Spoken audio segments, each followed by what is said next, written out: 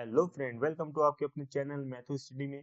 आज हम लेके आए हैं यूके पीएससी लेक्चर 2018 के जो सॉल्यूशन है उसका नेक्स्ट लेक्चर, जो कि लेक्चर नंबर है 6। इससे पहले हमने 5th लेक्चर तक कर चुके हैं। अब क्वेश्चन देखिए, सेकंड क्वेश्चन जो कि है हमारा पेपर सेट ए का। If alpha and beta are the roots of the equation x square minus x plus 1 equal to 0, यानी कि इस क्वाड्रेटिक इक्वेशन का जो रूट्स है वो अल्फा एंड बीटा है। The equation whose roots are alpha square beta square, यानी कि ऐसा कौन सा इक्वेशन है इन चारों में से जो कि अल्फा स्क्वायर और बीटा स्क्वायर का रूट्स है। तो देखिए, बहुत ही इजी क्वेश्चन है, सिंपल है, जो 2018 में आया हुआ था। हमारे पास इक्वेशन क्या दिया है, x square minus x plus 1 equal to 0, और हमारे पास रूट्स दिया अल्फा एंड बीटा। एक फॉर्मूला में मालूम है क्या है, a x square plus b x plus c equal to 0, जिसमें अगर अल्फा एंड बीटा रूट्स है इसके, तो अल्फा प्लस बीटा यानी कि रूट्स का सम क्या होता है, minus B upon A, and दोनों का प्रोडक्ट क्या होता है, सी अपॉन ए। तो सिमिलरली हम इस इक्वेशन में अल्फा प्लस बीटा का वैल्यू क्या हो जाएगा, हमारे पास हो जाएगा माइनस, और यहाँ पर क्या है, माइनस बी अपॉन ए का वैल्यू कितना है, 1 है। बी का वैल्यू कितना है, -1। तो ये माइनस से माइनस कैंसिल हो जाएगा, तो हमारे पास आ जाएगा इसका वैल्यू 1। ठीक है, और अल्फा अल्फा बीटा का वैल्यू क्या हो जाएगा, अल्फा बीटा का वैल्यू हो जाएगा हमारे पास, क्या हो जाएगा, सी अपॉन ए यानी कि 1। तो अल्फा प्लस बीटा का वैल्यू 1 है, अल्फा प्लस बीटा यानी कि अल्फा इंटू बीटा का वैल्यू भी 1 है। ये हमें दोनों का वैल्यू हो गया। हमारे पास ऐसे इक्वेशन फाइंड करना है जिसके रूट्स क्या है, अल्फा स्क्वायर और बीटा स्क्वायर है। तो इसको हम लिख सकते हैं, अगर ये रूट्स होंगे तो इसका इक्वेशन क्या होगा, एक्स माइनस अल्फा स्क्वायर और x minus beta square equal to 0। ये रूट्स होना चाहिए। इसका प्रोडक्ट कर देंगे तो हमारे पास क्या आ जाएगा, x square minus alpha square plus beta square x, और यहाँ पर होगा क्या, अल्फा अल्फा यानी कि माइनस में प्लस हो जाएगा, अल्फा स्क्वायर और बीटा स्क्वायर, ये हो गया। ठीक है, तो यहाँ से हम क्या करेंगे, alpha square plus beta square का वैल्यू निकालेंगे। तो दोनों साइड क्या करेंगे, स्क्वायर कर देंगे। तो अल्फा प्लस बीटा का होल स्क्वायर इधर आ जाएगा 1। दैट मीन्स हमारे पास हो जाएगा अल्फा स्क्वायर बीटा स्क्वायर, तो ये हो जाएगा alpha square plus beta square plus 2 alpha beta, और ये हो जाएगा हमारे पास, ये हो जाएगा 1। तो यहाँ से हमारे पास alpha square plus beta square equal to हो जाएगा 1 minus 2 alpha beta. 1 minus 2 alpha beta का वैल्यू कितना है, 1 है। ठीक है, तो हमारे पास हो जाएगा 1 माइनस 2 इक्वल टू -1, यानी कि alpha square plus beta square का वैल्यू हमारे पास कितना है, -1। ठीक है, यही वैल्यू चाहिए। और यहाँ पर अल्फा स्क्वायर बीटा स्क्वायर चाहिए, तो इन दोनों का क्या कर देंगे, फिर दोनों साइड का स्क्वायर कर देंगे। तो alpha square beta square equal to कितना जाएगा, 1। तो हमारे पास alpha square into beta square equal to 1 आ गया। ये दो टर्म आ गया, इसमें पुट कर दीजिए, तो आ जाएगा एक्स स्क्वायर माइनस, यहाँ पर इसका वैल्यू क्या है, माइनस का 1 एक्स, और इसका वैल्यू 1। तो हमारे पास आ जाएगा x square minus minus plus x plus 1 equal to 0। That is हमारा इक्वेशन आ गया, जिसका रूट्स क्या है, अल्फा स्क्वायर और बीटा स्क्वायर है। तो देखिए कौन सा इक्वेशन है, फर्स्ट वाला x square plus x minus 1 है, रॉन्ग है। X square plus x plus 1 है, यस करेक्ट है। और बाकी दोनों क्या हो जाएगा, रॉन्ग हो जाएगा। आया समझ में। नेक्स्ट क्वेश्चन देखते हैं। हमारे पास 21 जो कि है बाइनोमियल थ्योरम का, एक्सपेंशन ऑफ 1 प्लस एक्स की पावर 43, इसके एक्सपेंशन करना है।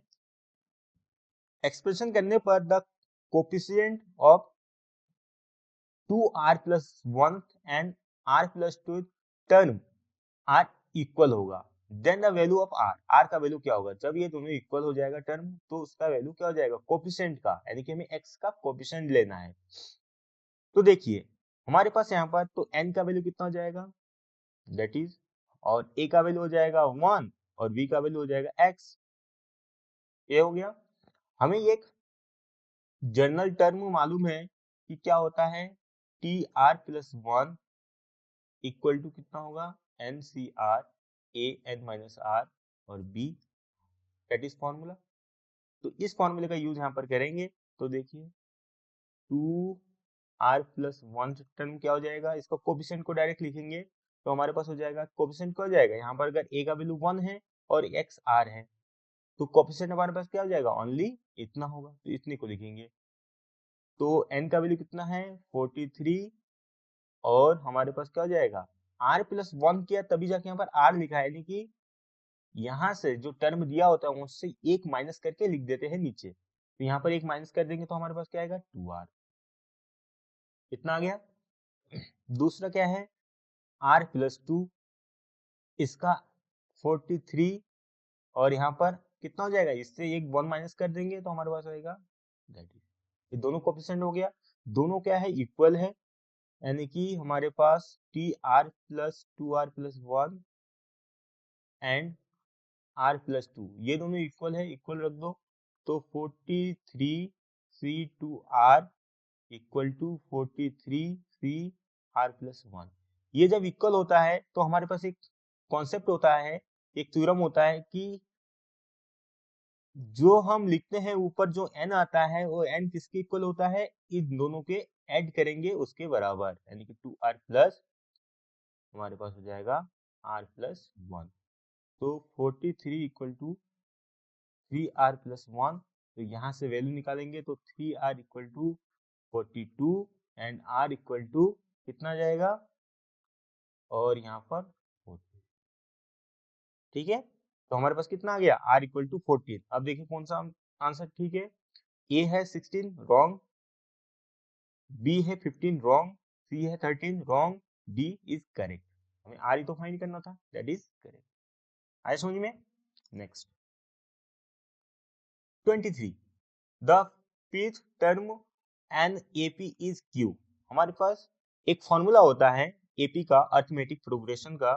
जो nth टर्म जो होता है वो होता है first term plus n minus 1 into D, ये होगा। तो इस फॉर्मूले का यूज करेंगे। तो ध्यान से देखना हमारे पास क्या गिवन है, गिवन है कि जो पी टर्म है यानी कि ए पी जो दिया है, जहाँ क्या है पी टर्म है, तो उसका वैल्यू हमारे पास क्या है, इसका फॉर्मूला पहले देख लीजिए, ए प्लस एन, एन की जगह पर क्या हो जाएगा पी, क्योंकि पी दिया है, डी। ठीक है, एन का वैल्यू क्या है पी टर्म है तो पी, और एपी का वैल्यू कितना दिया है हमारे पास, एपी का वैल्यू दिया है क्यू, तो हमारे पास हो जाएगा a plus p minus 1 d equal to q. Second ऐसे ही क्या है हमारे पास, क्यू टर्म क्या है पी है, तो ए क्यू इक्वल टू कितना हो जाएगा, a plus q minus 1 into d. तो यहाँ पर ए क्यू का वैल्यू कितना हो जाएगा, ये हो जाएगा क्यू माइनस 1 डी, और ए क्यू का वैल्यू कितना है, ए क्यू का वैल्यू, ए क्यू का वैल्यू पी दिया है तो ये पी। अब इसको सॉल्व करते हैं, माइनस कर देते हैं, तो ये हो जाएगा हमारे पास p माइनस 1 और माइनस क्यू माइनस 1 और कॉमन आ जाएगा d और ये आ जाएगा q माइनस p। इतना आ गया समझ में। तो यहां से हमारे पास आ जाएगा, इसको सॉल्व करेंगे तो p माइनस 1 q प्लस 1 और d equal to q minus p।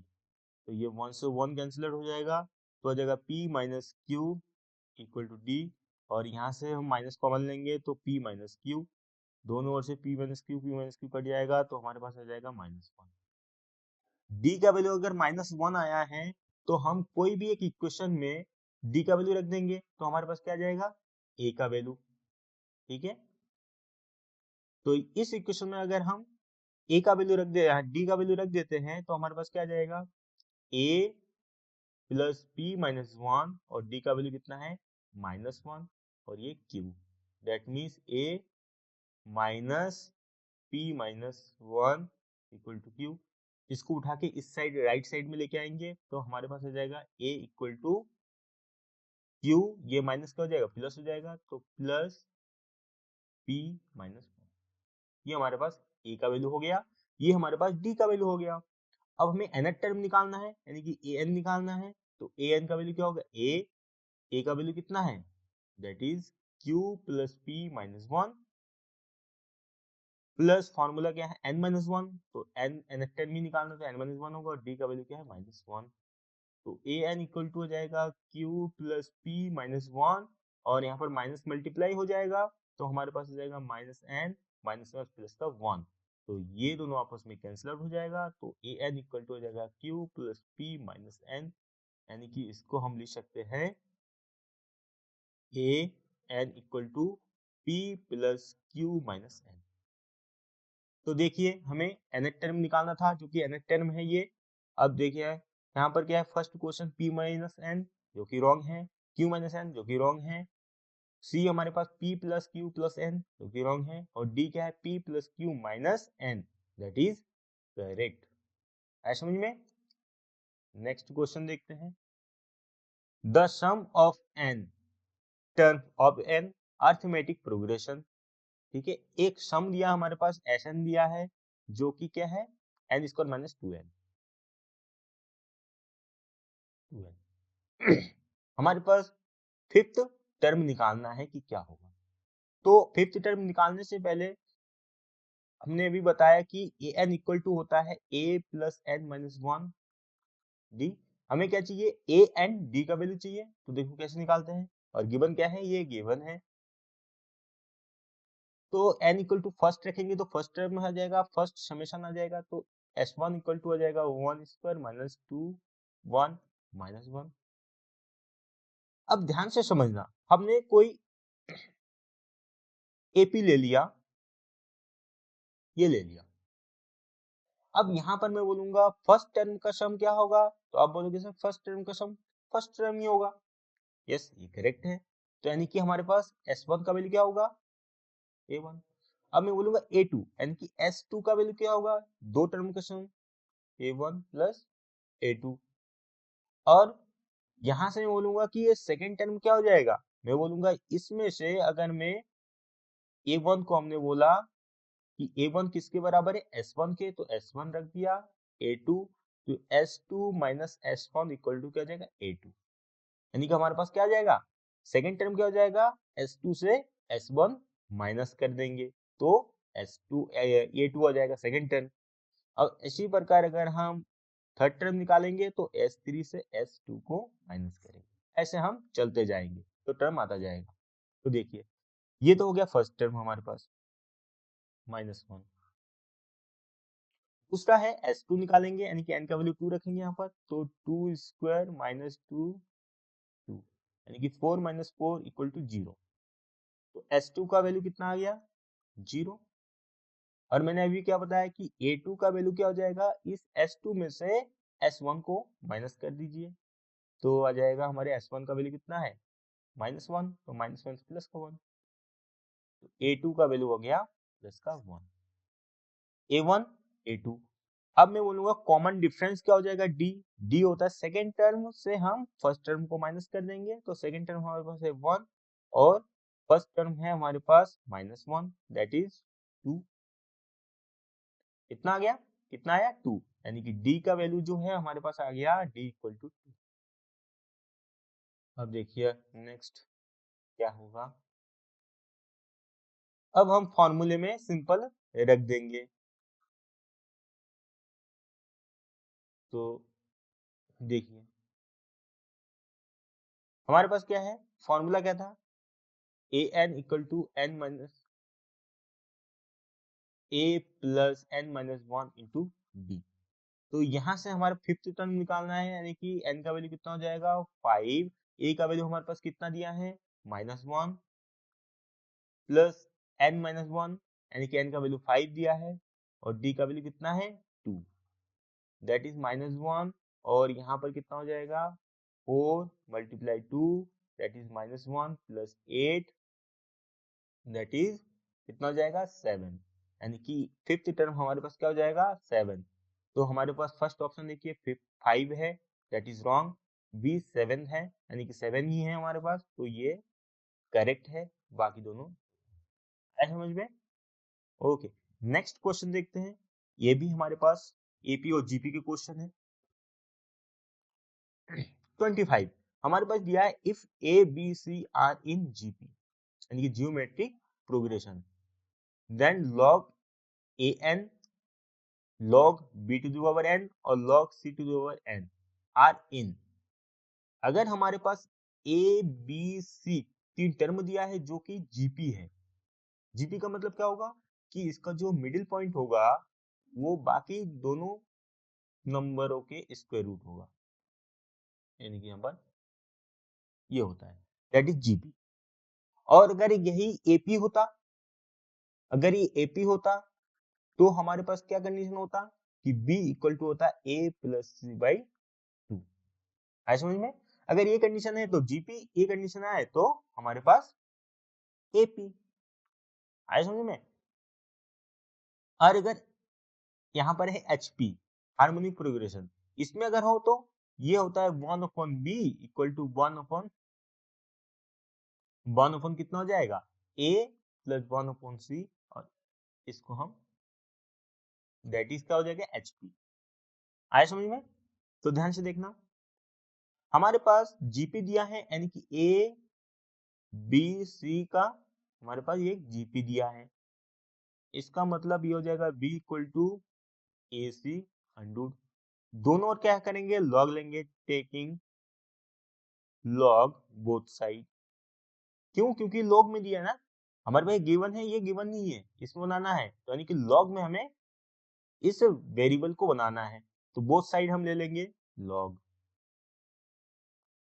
ठीक है, अब यहां से लॉग ले लेंगे तो लॉग बी, यहाँ पर लॉग ले लेंगे तो लॉग अंडूड में ए सी, तो लॉग बी हमारे पास अंडूड है यहाँ पर, यानी कि 1/2 होगा पावर में, इसको हम ऐसे भी लिख सकते हैं 1/2, दैट इज क्या हो जाएगा 1/2 log A C. Log B equal to 1/2 log है, और इसमें क्या है, प्रोडक्ट में है दोनों टर्म अंदर, तो इसको हम प्लस में लिख सकते हैं, ये लॉग का प्रॉपर्टीज है। ठीक है, अब यहाँ पर देखिए log a b c तो हमने ले लिया तीन टर्म, लेकिन यहाँ पर पावर में n है, तो हम क्या करेंगे, बोथ साइड हम n से मल्टीप्लाई कर देंगे, n से मल्टीप्लाई कर देंगे। जब n से मल्टीप्लाई करेंगे तो ये जब log के सामने कोई भी वेरिएबल होता है तो वो क्या होता है, वो पावर में आ जाता है, यानी कि हम लिख सकते हैं b to the power n, और ये भी अंदर जाएगा तो ये सामने आ जाएगा, तो ये भी पावर में आ जाएगा log a to the power n और log c to the power n। अब ध्यान से देखो ये कौन सा फॉर्म में आया, ये हमारे पास तीन टर्म दिया है, log ए एन, log बी एन और log सी एन, इसको मैंने ए बी सी मान लिया, तो ये किस कंडीशन में है, ये दिया है b equal to A plus C by 2। अगर इस कंडीशन में आता है तो ये क्या हो जाएगा, दैट इज एपी, एपी होगा ना, तो ये पी का कंडीशन ही तो है, मिडिल टर्म इक्वल टू दिया है, बाकी फर्स्ट टर्म और थर्ड टर्म के ऐड करने के बाद उसको दो से डिवाइड करेंगे, that is called A P. तो हमारे पास क्या आ जाएगा, अरिथमेटिक प्रोग्रेशन। आगे समझ में? अब इस टाइप के क्वेश्चन को हम ऐसे ही करेंगे, ये इंपॉर्टेंट क्वेश्चन है, इसको बहुत सारे एग्जांपल लेके सॉल्व करना, ठीक है, खुद से, तो धीरे धीरे आपका कॉन्सेप्ट क्लियर होता जाएगा। Thank you for watching.